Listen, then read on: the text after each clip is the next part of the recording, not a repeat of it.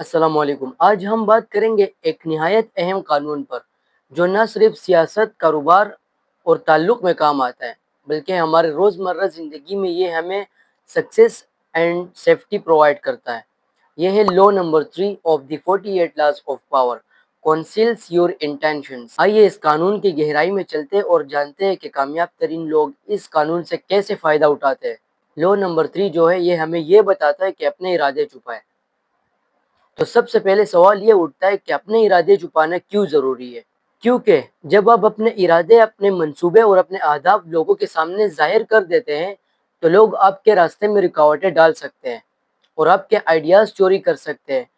اس کے علاوہ لوگ آپ کو سائیکولوجیکل طور پر بھی ناکام بنانے کی کوشش کر سکتے ہیں۔ ایک مثال لیجئے کہ آپ ایک آفس میں کام کرتے ہیں اور آپ نے کسی دوسری جگہ بھی اپلائی کیا ہوا ہے اور اپنے باس کو ریزائنیشن لیٹر دیے بغیر اگر آپ اپنے کولیگز کو بتا دیں کہ بھائی میں یہ جاب چھوڑ کر جانے والا ہوں، تو وہ لوگ آپ پر محاذ بھی کھول سکتے ہیں، یعنی وہ لوگ آپ پر تنقید کر سکتے ہیں یا باس کو آپ کے خلاف کچھ بول سکتے ہیں۔ اسی لیے کہا جاتا ہے کہ خاموشی حفاظت ہے۔ یہ قانون یہ نہیں کہتا کہ آپ جھوٹ بولے، بلکہ یہ کہتا ہے کہ ہر وقت سب کچھ ظاہر کرنا کمزوری ہے۔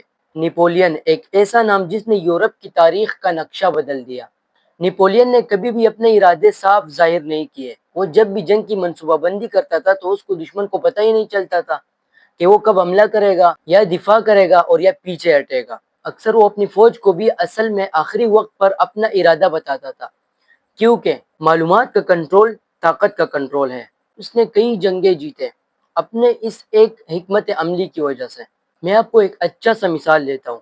اسٹیو جاب نے جب آئی فون بنانے کا فیصلہ کیا تو کچھ لوگوں کو ہی پتا تھا کہ اسٹیو جابز ایک فون بنانے والا ہے۔ اسٹیو جابز نے اپنی کمپنی ہائر کی اور اس پر کئی سالوں تک کام کیا، لیکن اسٹیو جابز نے اپنا یہ راز کسی کو نہیں بتایا۔ جب لانچ کا دن آیا تو سب لوگ حیران رہ گئے کہ ایک فون، ایک میوزک پلیئر اور ایک انٹرنیٹ، یہ سب چیز ایک ہی ڈیوائس میں، آخر یہ کیسے؟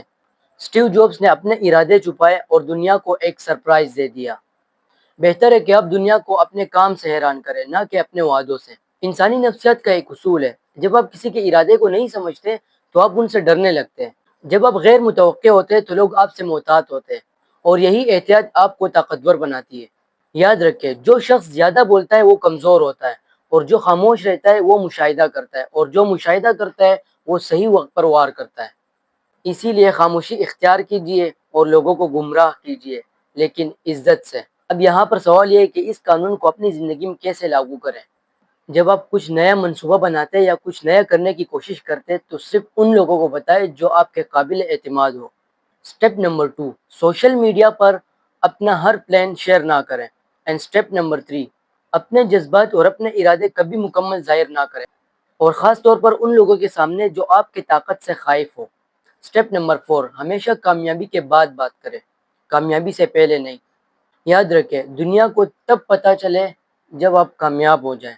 لا نمبر 3 ہمیں یہ سکھاتا ہے کہ خاموشی بڑی طاقت ہے۔ اپنے ارادے کو راز رکھیں اور جب آپ کا ارادہ کامیاب ہو جائے تب لوگوں کو بتائیں۔ اس قانون پر عمل کر کے آپ نہ صرف طاقتور بنیں گے بلکہ آپ محفوظ بھی رہیں گے۔ اپنے ارادے چھپائے اور وقت کے ساتھ ساتھ دنیا کو خود آپ کے بارے میں پتہ چل جائے گا۔